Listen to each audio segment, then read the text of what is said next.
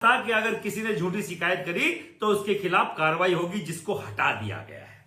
सबसे बड़ा जो विरोध का मामला है, पहला मामला। दूसरा, जनरल जाति को पहले दिन से अपराधी मान लिया गया है, क्योंकि केवल जनरल को ही इस कैटेगरी में लिया गया है, और तो ओबीसी को ले लिया गया है, एससी एसटी को ले लिया गया है। बचा कौन है? बढ़िया ब्राह्मण, राजपूत, भूमियार, कायस्थ।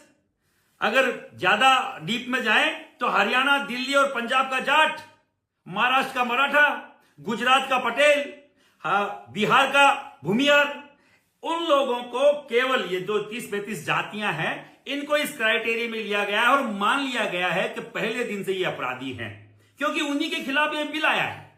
आप ये देखिए इनकी हठधर्मिता कि जिस दिन एडमिशन आपका बच्चा यूनिवर्सिटी में लेगा, कॉलेज कैंपस में एंटर करेगा, उसी दिन फॉर्म भरा लिया जाएगा कि भैया हमें आप किसी भी एससी एसटी के, ओबीसी के बच्चे को प्रताड़ित नहीं कर सकते। क्या आपने तय कर रखा है?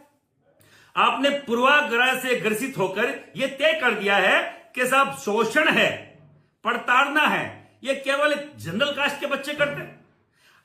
सबसे बड़ी बात, जिस व्यक्ति ने ये दूषित मानसिकता के व्यक्ति ने ये बिल बनाया है, मैं पूछना चाहता हूं इस सिस्टम से, इस सरकार से, क्या हमारी ये गलती है? हमने कोई एप्लीकेशन लगाई है जनरल कास्ट में पैदा होने की?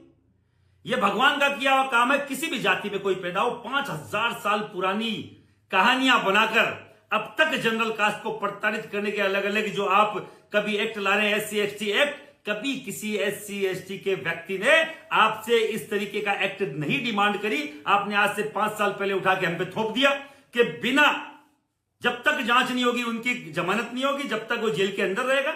और 95% तक फर्जी मुकदमे दर्ज हुए, पता ही नहीं कितने हजार, सुप्रीम कोर्ट ने डिक्लेयर किया, पता नहीं 68,000 मुकदमे समथिंग फर्जी जनरल कास्ट के लोगों पर, एससी एसटी के मुकदमे दर्ज हुए, जो खुद सुप्रीम कोर्ट मान रहा है कि बहुत ज्यादा अनसिमिलरिटी है, बहुत ज्यादा प्रताड़ना है ये किसी समाज के खिलाफ। और आप देख लीजिए, भारत के सबसे टॉप 5 जो चैनल्स है, उनकी रेटिंग आ रही है कि जो राजस्थान यूनिवर्सिटी है, चाहे कोई सी भी यूनिवर्सिटी है, किसी भी यूनिवर्सिटी में जातिगत जो भेदभाव है उसकी शिकायतें कितनी है मैं आपको बताऊं, 0.15% शिकायतें आई है। और कोई इस नए ड्राफ्ट की डिमांड किसी ने नहीं करी, नए एक्ट की किसी भी व्यक्ति ने डिमांड नहीं करी, किसी भी जाति समुदाय ने इसकी डिमांड नहीं करी।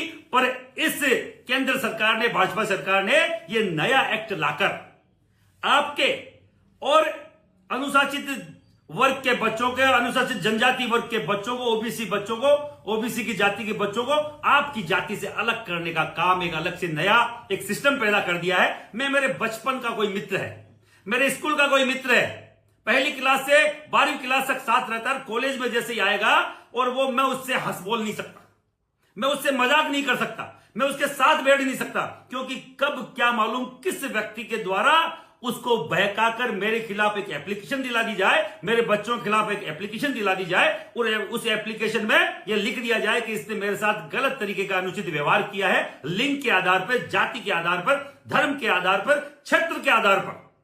किस किस आधार, ये इन्होंने 5-7 आधार दिए हैं। आप समझ नहीं सकते कि मैंने अगर किसी को यादव साहब बोल दिया, किसी को मीणा जी बोल दिया, तब भी मेरे खिलाफ मुकदमा दर्ज हो सकता है, जबकि मैं उनको सम्मानजनक शब्दों से मैं उनको बुला रहा हूं, उनको सम्मान दे रहा हूं, पर कोई फर्क नहीं पड़ता कि कब आपके खिलाफ इस तरीके का मुकदमा दर्ज हो जाए।